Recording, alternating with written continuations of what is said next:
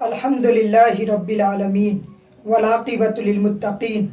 والصلاۃ والسلام علی رسولہ الکریم وعلی آلہ واصحابہ اجمعین، اما بعد۔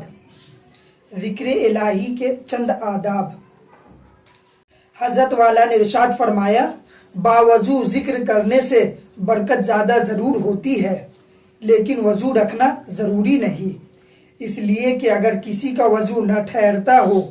اور بار بار وضو کرنے سے تکلیف ہو تو تیمم کر لیا کرے، مگر اس تیمم سے نماز پڑھنا اور قرآن کریم کو چھونا جائز نہ ہوگا۔ اس ملفوظ میں کئی باتیں ارشاد فرمائی۔ پہلی بات یہ ارشاد فرمائی کہ مسئلہ یہ ہے کہ بغیر وضو کے ذکر کرنا جائز ہے۔ اللہ تعالیٰ نے اپنے ذکر کے لیے کوئی شرط اور کوئی قید نہیں لگائی، اس کو اتنا آسان کر دیا کہ انسان جب بھی اور جس حالت میں بھی اللہ کا نام لینا چاہے تو اس کو نام لینے کی اجازت ہے، ورنہ حقیقت تو یہ ہے کہ انسان کو اللہ کا نام لینے کی اجازت بھی نہ ہوتی۔ وضو کر کے تو کیا، اگر اپنے منہ کو مشک و عنبر سے بھی دھو لے تب بھی اجازت نہ ہوتی۔ اصل بات تو یہی ہے، لیکن ان کا کرم یہ ہے کہ نام لینے کی نہ صرف اجازت دی بلکہ اس کے ساتھ کوئی قید اور شرط نہیں لگائی، نہ مسجد میں آنے کی قید، نہ مصلی پر بیٹھنے کی قید، نہ وضو کرنا ضروری، نہ غسل کرنا ضروری۔ حتیٰ کہ اگر انسان ناپاکی کی حالت میں ہے تو اگرچہ نماز اور تلاوت کرنے کی اجازت نہیں، لیکن ذکر کرنے کی اس حالت میں بھی اجازت ہے۔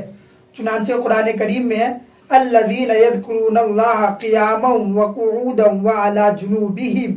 کھڑے ہونے کی حالت میں، بیٹھنے کی حالت میں اور بستر پر لیٹے ہوئے ہونے کی حالت میں اللہ کا ذکر کرو۔ بیٹھے ہو یا لیٹے ہو یا کھڑے ہو، ہر حالت میں اللہ کا ذکر کرو۔ اتنا آسان فرما دیا، لہذا ذکر کے لیے وضو کرنا شرط نہیں، لیکن محبت کا تقاضا یہی ہے کہ جب انسان اس ذات کا ذکر کرے تو باوضو ہو کر ذکر کرے، اس لیے کہ باوضو ہو کر ذکر کرنے میں برکت زیادہ ہوگی، اس میں انوار زیادہ ہوں گے، اس کا فائدہ زیادہ ہوگا، اس لیے حتی الامکان وضو کر کے ذکر کرے۔ ہاں البتہ اگر کوئی عذر ہے اور اس عذر کی وجہ سے وضو نہیں ٹھہرتا تو ایسے شخص کے لیے حضرت فرماتے ہیں، وضو نہ ٹھہرنے کی وجہ سے ذکر کو نہ چھوڑے بلکہ ذکر کرتا رہے۔ البتہ چونکہ باوضو ذکر کرنے سے انوار و برکات زیادہ ہوتے ہیں، اس لیے جب وضو ٹوٹ جائے دوبارہ کر لے، پھر ٹوٹ جائے تو پھر وضو کر لے، اور اگر بار بار وضو کرنے میں تکلیف ہو تو ذکر کرنے کے لیے تیمم کر لے، لیکن ایسے تیمم سے نماز پڑھنا اور قرآن کریم کو چھونا جائز نہ ہوگا۔ یہاں یہ بات اچھی طرح سمجھ لینی چاہیے، وہ اعمال جن کو بلا وضو ادا کرنا جائز ہے لیکن ادب کے خیال سے وہ اعمال وضو کے ساتھ کیے جاتے ہیں، ان اعمال میں اگر انسان کسی وجہ سے بجائے وضو کے تیمم کر لے تو انشاءاللہ وضو کی جگہ پر تیمم بھی کافی ہو جائے گا۔ اب درسی کتاب کا سبق پڑھتے ہیں، قرآن کریم کے علاوہ دوسری کتاب کا سبق پڑھتے ہیں تو بلا وضو پڑھنا اصلاً جائز ہے اور چھونا بھی جائز ہے، لیکن ادب کا تقاضا یہ ہے کہ تمام درسی کتابوں کا سبق بھی وضو کے ساتھ پڑھے،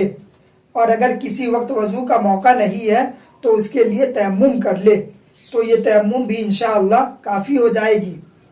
البتہ اگر کوئی چاہے کہ میں اس تیمم سے نماز پڑھ لوں تو یاد رکھیے کہ اس تیمم سے نماز نہیں ہوگی۔ یہی معاملہ ذکر کا ہے کہ اگر بار بار وضو ٹوٹ رہا ہے اور وضو کرنے میں تکلیف ہو رہی ہے